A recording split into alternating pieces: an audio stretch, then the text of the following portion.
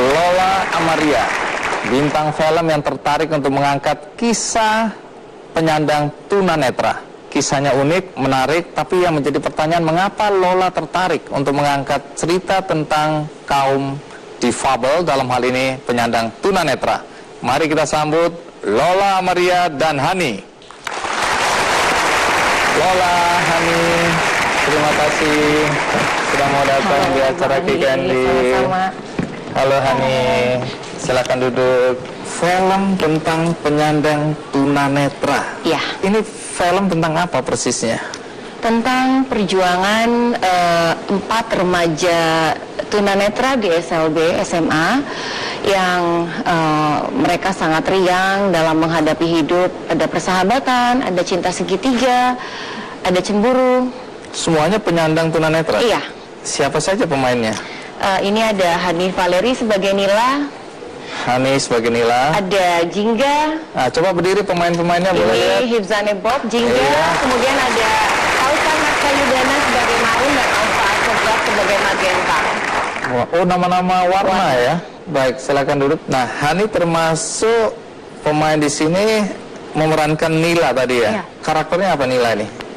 Nila itu karakternya periang. Terus Nila tunet dari lahir. Terus Nila itu bisa nyanyi, bisa main keyboard dan gabung dalam satu band sama Jingga Marun Magenta. Ini film jenis apa nih? Film remaja, musiknya banyak, sangat riang, inspiratif. Karena saya dari awal memang ingin semangat mereka yang saya ambil, bahwa mereka juga punya hidup yang lebih berwarna daripada kita yang katanya merasa lengkap dan sempurna. Menarik ya.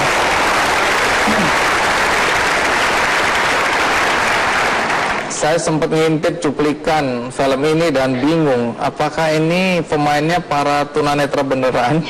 Lola milih pemain-pemain yang memang sengaja tidak terlalu terkenal ya? Iya, saya memang casting mereka para pendatang baru yang aktingnya sangat brilian dan punya dasar main musik yang bagus.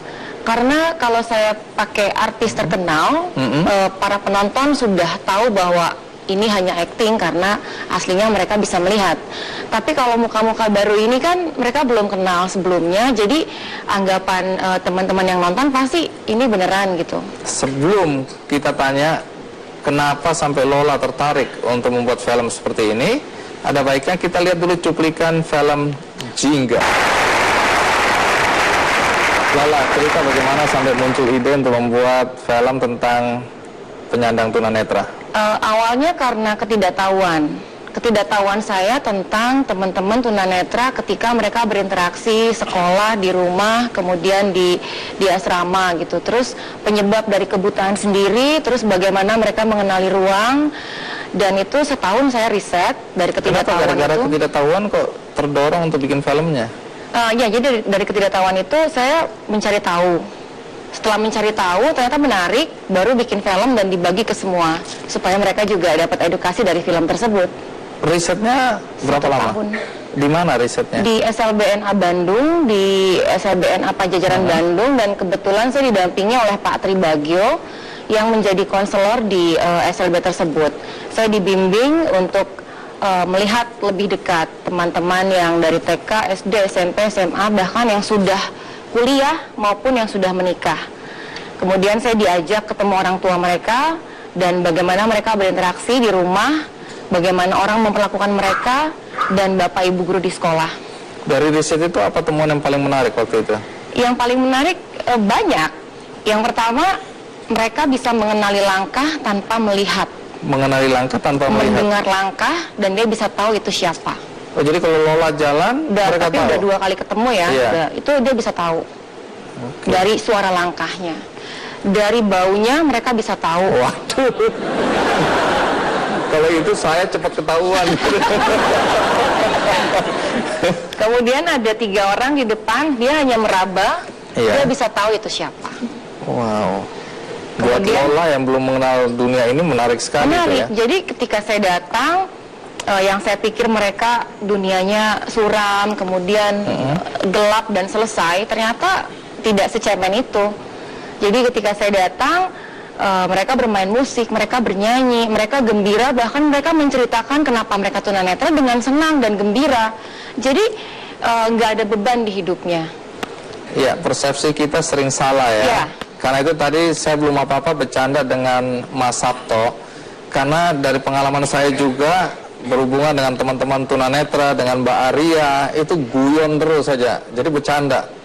Jadi lain ketika kita tidak mengenal mereka, kita membayangkan kehidupannya begitu gelap, suram. Ternyata jauh dari itu ya. Ya, penuh warna. Yang saya salut adalah semangat hidup mereka. Tapi saya dengar kabar Lola selama riset nangis melulu itu ya. Awalnya iya, karena Kenapa nangis? saya belum siap menerima kenyataan di depan saya gitu. Misalnya ibu yang terus-menerus bercerita bahwa dia nggak pernah tidur selama 5 tahun, tidur malam ya, hanya beberapa jam karena menjaga anak yang double disabilitas. Selain tunanetra, dia juga autis, penyandang autis. Jadi kalau misalnya komunikasi sulit, jadi nggak pernah tidur anak ini. Naik-naik lemari sampai kuah sup yang lagi dimasak di kompor, untung udah dingin ya buat mandi gitu. Jadi saya merasa ibu ini sabar sekali. Dan kalau saya jadi ibu ini belum tentu saya mampu gitu, atau saya punya anak yang disabel gitu, saya bagaimana menangani anak ini. Jadi saya karena ingin tahu, makanya saya berbagi. Nah, di saat itulah saya nangis terus karena saya nggak sanggup gitu. Dan mulai berempati ya. Iya, terus wah ini harus dibagi. Ini banyak orang yang mungkin punya anak disabel dan mereka nggak tahu gimana menanganinya. Jadi kayak harus dibawa kemana, gimana sekolahnya, mengajari dia awalnya itu seperti apa. Saya dengar para pemain juga wajib untuk mengikuti orientasi menjadi atau sebagai penyandang tunanetra. Itu nanti ceritakan cara orientasinya dan berapa lama mereka harus berorientasi menjadi tunanetra. Nanti ceritakan, tapi kita rehat dulu, ikuti terus Kick Andy.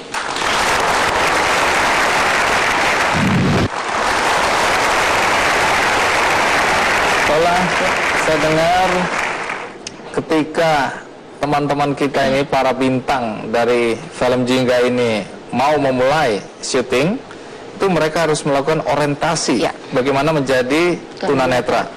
Lalu apa yang mereka lakukan? Jadi mereka 2 bulan kita buatkan workshop. Yang pertama tidak boleh menggunakan mata. Jadi harus peka dengan pendengaran, penciuman, dan raba sentuh. Karena tiga itu adalah mata mereka. Terus diapakan mereka? Ditutup matanya, mereka jalan, belajar pakai tongkat, belajar braille. Saya ajak ke SLB untuk ketemu dengan tunet aslinya. Bagaimana? Sampai begitu? Iya. Berapa lama itu? 2 bulan. 2 bulan? Mereka makan juga nggak boleh ngelihat. Mereka harus tutup mata, ngambil nasi, ngambil lauk. Bahkan mereka ada yang ngambil sambal banyak, terus akhirnya yang makan sambal semua gitu. Emang enak. Terus mereka pakai tongkat, nggak boleh ngelihat apa yang dituju. Mereka ke minimarket, ada yang ngasih mereka uang gitu sampai. Oh, beneran sampai? Iya, si Magenta. Oh, tampangnya sih cocok. Baik, itu pengalaman yang luar biasa ya. Jadi bagaimana dengan berorientasi seperti itu aja, kita sangat berempati pada saudara-saudara kita yang memang tidak bisa melihat. Nah, Hani ini masih sekolah, kuliah, atau kerja? Kuliah. Kuliah. Semester berapa? Sekarang semester 8. Sebelum main film ini, sudah pernah main film? Belum, ini film pertama. Oh, ini film pertama. Nah, dengan melihat cuplikan tadi kan saya pikir Hani ini benar-benar tunanetra lah. Jadi kesulitan apa atau tantangan terbesar apa yang Hani hadapin untuk memerankan seorang tunanetra? Kalau secara fisik, mata harus bolak-balik, jungkir balik ya tadi. Tapi untuk secara batin, tantangan terbesarnya bagaimana saya bisa bermain menjadi tunanetra dan yang menonton adalah tunanetra, bukan orang awas. Karena mereka hanya mendengar. Jadi mereka nggak ngeliat ini lagi gambar apa nih, ini lagi ngapain. Jadi gimana cara dari suara saya saja itu bisa menjelaskan, menyampaikan pesan dari film ini. Itu kalau secara batin. Menarik ya, karena waktu hadir di acara Tertuni Parade Tongkat Putih di Monas, saya bertemu dengan teman-teman komunitas bioskop Bisik. Nah, siapa saja yang terpanggil untuk menjadi Pembisik. relawan bisa juga ya. Nah, mudah-mudahan film ini juga bisa ditonton di acara bioskop Bisik. Sehingga ini menarik ya, menjelaskan apa yang terjadi dengan membisikkan apa yang kita lihat kepada saudara-saudara kita penyandang tunanetra. Nah, sesudah memerankan penyandang tunanetra, apa yang ada perubahan atau tidak dalam diri Hani? Ada, Apa itu? lebih ngerasa bersyukur aja sih. Adegan apa yang paling sulit? Adegan yang paling sulit adalah ketika lagi di outdoor, mata harus tetap konsisten dengan kondisi matahari, terus debu segala macam, pokoknya lagi di luar, dan matanya si Nila harus tetap kayak gitu. Itu susah banget. Atau berhadapan sama lampu, karena logikanya kalau teman-teman kita yang tunet, mereka nggak ngelihat, mereka ngerasain ada cahaya hangatnya gitu, tapi mereka nggak ada ngaruhnya ke saraf sekitaran matanya. Dan saya harus tetap konsisten, nggak boleh ngernyit, keningnya halus juga nggak boleh kayak gitu, nggak boleh, harus tetap konsisten. Itu juga dialami teman-teman yang lain ya. Pastinya. Karena Lola, apa pesan yang paling penting yang ingin Lola sampaikan melalui film ini? Kita harus merasa bersyukur diberi indera penglihatan yang sempurna. Yang kedua, mereka terlahir sama dengan kita, jadi tidak boleh ada diskriminasi. Kalau bisa membimbing itu dalam arti memberikan buku bacaan dalam bentuk braille. Kayak saya dan teman-teman kemarin menghadiahkan mereka alat musik supaya mereka bisa berkarya. Karena mereka akan senang sekali kalau dikasih alat atau sesuatu yang bikin mereka berkarya. Misalnya meja pingpong, mereka bisa latihan main pingpong dan bisa ikut kejuaraan Paralimpik, Olimpiade untuk disabilitas, dan hal-hal itulah yang membuat mereka terus punya semangat. Jadi mereka nggak butuh dikasihani, mereka nggak butuh kita iba kepada mereka. Justru harusnya saya malu sama mereka, gitu. Juga untuk ibu-ibu, terutama dalam keluarga, kalau ada salah satu anggota atau ayahnya mungkin yang seperti di film ini yang tidak menerima anaknya divonis tunanetra total, maka kasih sayang seorang ibu penting sekali untuk mendampingi anak tersebut supaya mentalnya nggak jatuh, supaya dia nggak bawaannya pengen bunuh diri melulu, karena ada hal yang bikin hilang setelah divonis tidak bisa melihat lagi, sebelumnya bisa melihat. Nah, itu yang mungkin berbeda dengan anak yang dari lahir sudah tunanetra, lebih siap menerima gitu. Dan ibu ini harus mendampingi, mencarikan sekolah, memberitahu bagaimana cara berjalan, mengenali ruang, kemudian mengembangkan bakatnya sehingga dia tumbuh sebagai pribadi yang sama dengan yang lain, nggak boleh minder dan berprestasi. Jadi ini pembelajaran buat kita semua. Iya. Satu lagi, kebutaan itu kan terjadi dengan latar belakang yang berbeda. Misalnya ibu-ibu hamil, sebelum hamil dicek dulu kandungannya supaya nggak ada virus toxorubella, supaya bayinya sehat, lahirnya juga sehat. Kemudian untuk yang punya anak balita, kalau sakit, tolong dicek obat dari dokter itu jenisnya apa dan untuk apa, karena banyak sekali kejadian ketinggian dosis hingga anaknya step dan menyebabkan kebutaan. Jadi harus cerdas juga sebagai ibu untuk meneliti segala hal. Dan untuk yang seperti kita, itu juga rawan kecelakaan, kena benda tajam yang kita nggak tahu besok lusa gitu, makanya dijaga.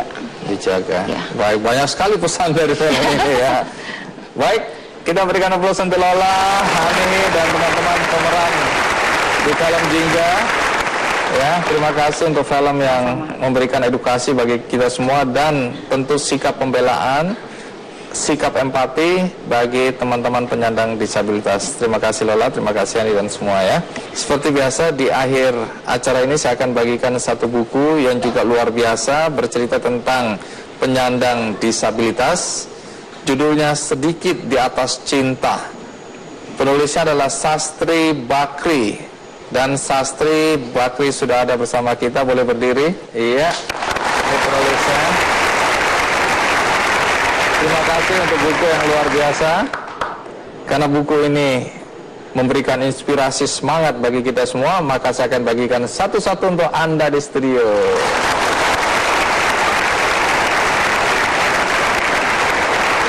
Bagi Anda di rumah, Anda tidak usah khawatir karena Anda juga bisa mendapatkan